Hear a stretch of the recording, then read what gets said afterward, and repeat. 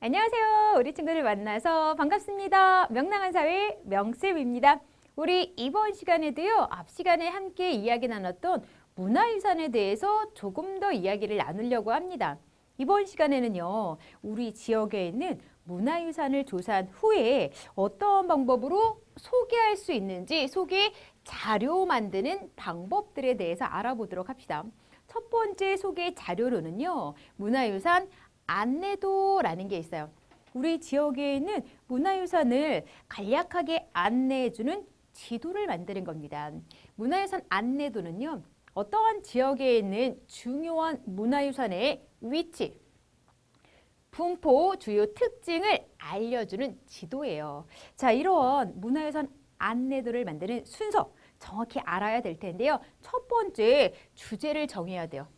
어떤 주제로 문화유산 안내도를 만들지 이것부터 정해요. 이렇게 주제가 정해지게 되면요. 주제와 관련된 문화유산의 사진, 위치, 내용을 조사합니다.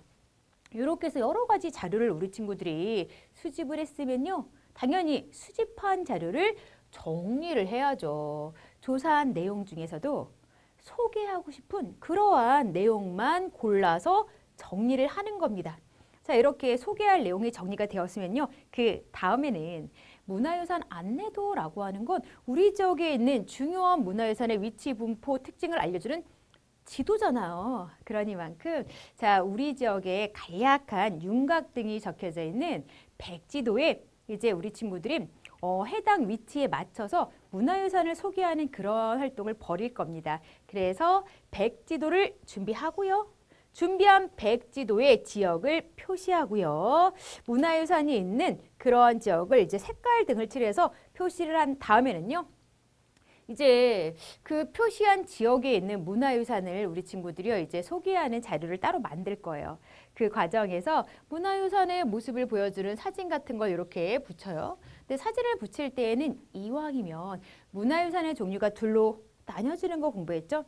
형태가 있는 유형, 형태가 없는 무형 둘로 나뉘어지잖아요. 그러니까 유형 문화재와 무형 문화재의 사진을 색깔이 다른 종이에 각각 붙임으로써 이 색깔은 유형이고 저 색깔은 무형이구나 쉽게 보는 사람이 좀 구분할 수 있도록 도움을 주는 게 좋아요.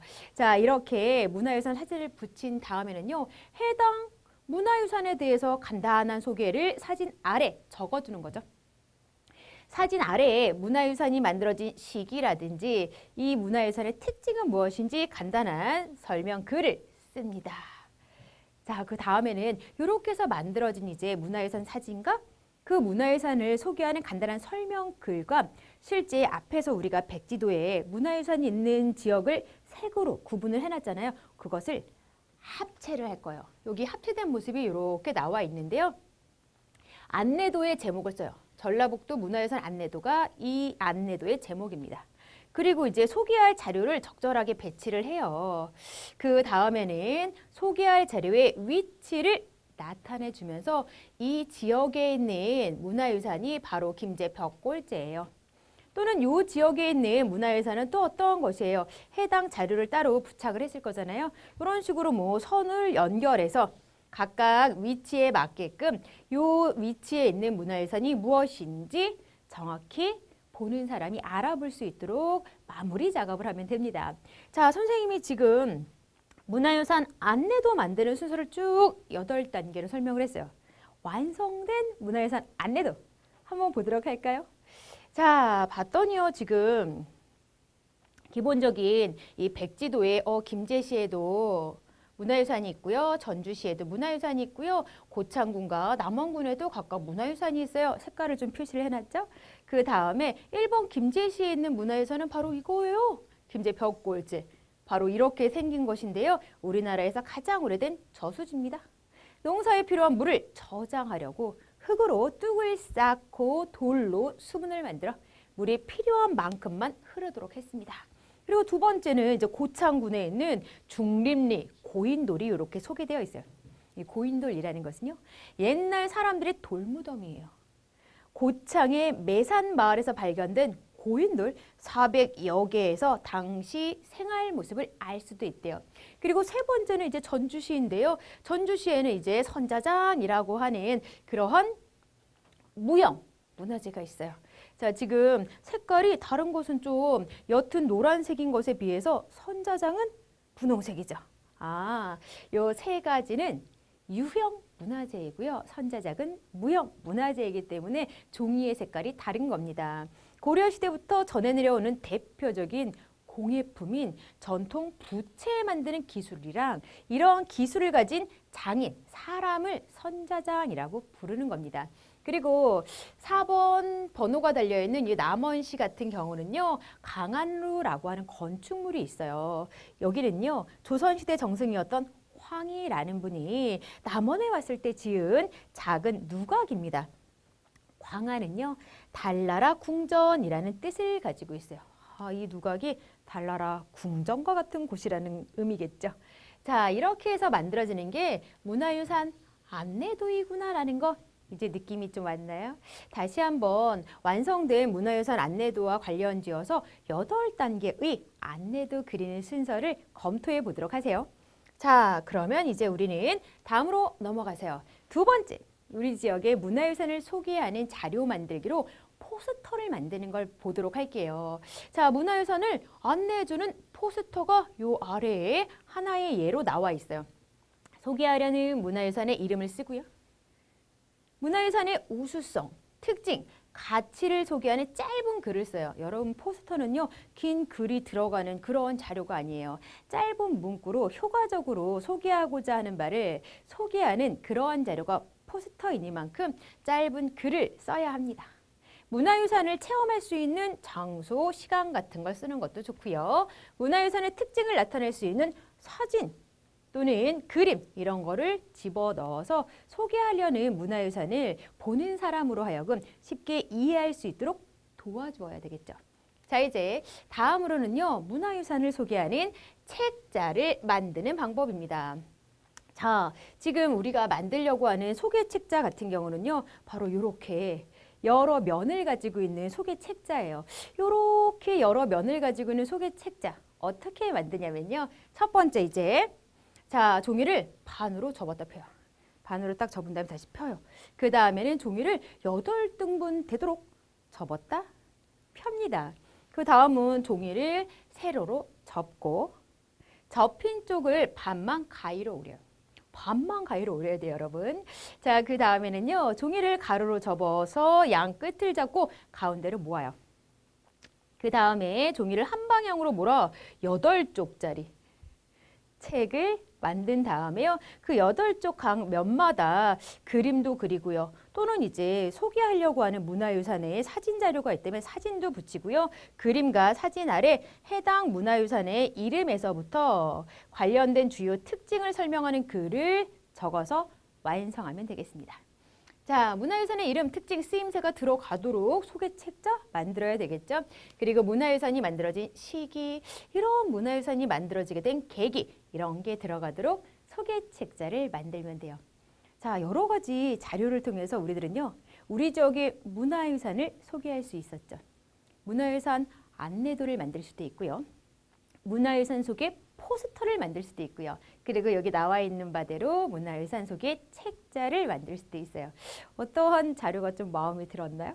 직접 만들어 보는 게 가장 좋은 공부입니다. 자, 그러면요. 우리 저기 문화유산에 대해서 지금 교과서를 통해서 공부를 하고 있는 거잖아요. 왜 이런 우리 저기 문화유산에 대해서 공부하는 걸까요? 그건 우리 지역의 문화유산이 그만큼 소중하기 때문인데요. 왜 소중한지 그 까닭부터 정리를 해볼게요. 문화유산은 기본적으로 오늘날 우리가 만들어 놓은 게 아니고요. 옛날 우리 조상들이 만들어 놓은 거예요. 우리가 도저히 갈 수 없는 과거의 모습이 문화유산 속에 담겨 있는 거죠. 과거에 대해서 사람들은 어떻게 옛날 사람들이 살았을까 많은 궁금증을 가지고 있어요. 그런 궁금증을 풀어주는 게 문화유산이라는 겁니다. 그런 점에 있어서도요. 당연히 소중히 여겨야 되겠죠. 그리고 문화유산이라는 것 속에는요. 우리의 역사가 담겨 있어요. 광안루라는 누각을 앞에서 하나 봤잖아요. 그게 조선시대에 유명한 황희 정승이 지은 누각이라고 했었죠. 그런 거 자체가 우리 조상들의 삶의 발자취, 역사라고 할 수 있어요. 그런 게 담겨 있기 때문에 우리나라 사람들이 어떻게 살아왔는지를 되짚어 보기 위해서도 문화유산을 소중히 여겨야 되겠죠.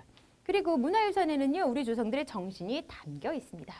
자, 그럼 이렇게 소중한 문화유산 잘 보호해야 될 텐데요. 어떻게 보호할 수 있을까요? 일단 문화유산을 자랑스럽게 생각하고 많은 사람들에게 알리기 위한 노력을 기울여야 돼요.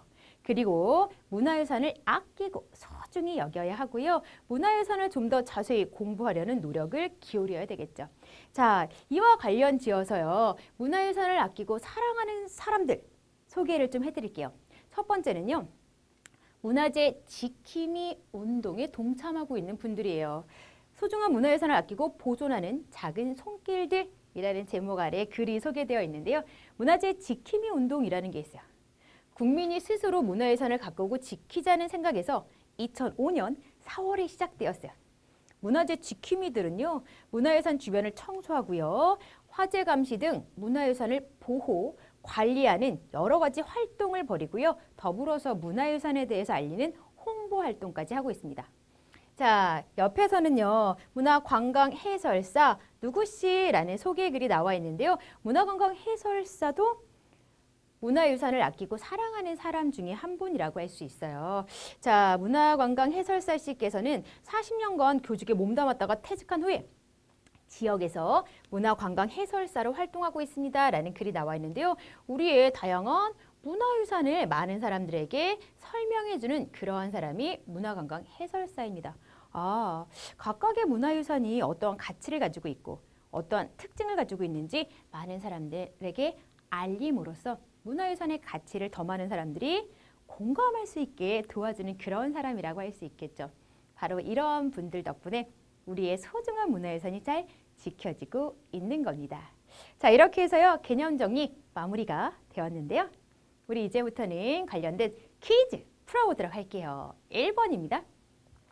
문화유산, 이것은 지역에 있는 중요한 문화유산의 위치, 분포, 특징을 알려주는 지도래요. 그렇죠. 문화유산을 안내해주는 지도, 문화유산 안내도가 답이죠. 두 번째입니다. 지역의 문화유산을 좀 더 많은 사람에게 알리고자 문화유산 안내 포스터와 또 하나 만들 수 있는 건 그렇죠. 안내 책자도 만들 수 있죠. 자, 안내 책자라고 선생님은 표현했지만 소개 책자라고 하는 게 정확한 교과서 속 명칭이니까요. 소개 책자 이런 표현으로 익혀두면 좋아요. 자, 그리고요. 답사하면서 보고 들은 내용을 정리해서 작성하는 문서를 뭐라 그랬죠? 그렇죠. 보고서라고 했었죠. 마지막 퀴즈의 정답은 보고서가 되겠네요. 자, 우리 친구들 이렇게 해서요. 마무리 퀴즈까지 모두 풀어봤네요. 이번 시간에도 열심히 공부하느라고 수고 많았어요.